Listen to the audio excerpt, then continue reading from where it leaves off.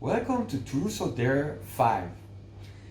Or, maybe just Truth 5 because it will be tough for me to take a dare. Right now I have fractured disc, so no acrobatics and wrestling with lions in this Truth or Dare, but maybe next time, if there'll be a next time.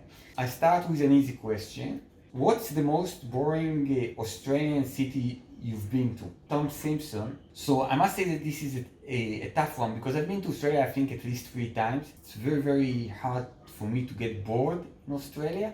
But if I have to push myself, I have to say that the most boring place I've been to in Australia was Canberra, because it's kind of like, I think it's this diplomatic city, and at least in the area in which I visited, it looked a little bit like the Truman Show. All the houses looked the same and you could get lost easily. But one thing I have to say to their defense, that even in this most boring city, when you park your car and you come to take it, you find a kangaroo eating grass next to it. And for me, meeting a kangaroo could never be boring.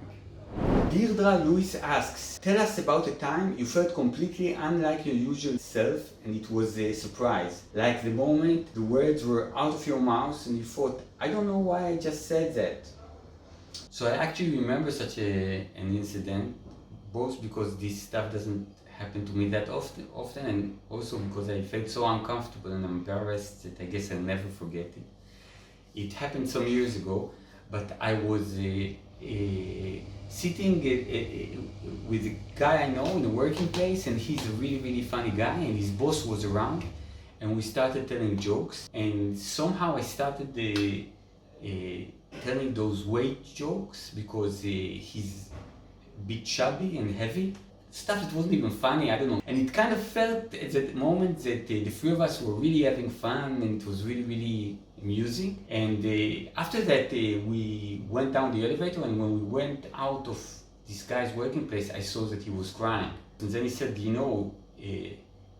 this guy, he's my boss, okay, work together, but he's my boss. And you kept saying all the time about how heavy I am and how fat I am. I felt so bad, and he wasn't even angry or vindictive at me, which sometimes when somebody yells at you, then you can say, you asshole, why are you yelling at me? But he was just purely hurt, and I felt very, very bad about that. And and I apologized at the moment, but we didn't meet ever since.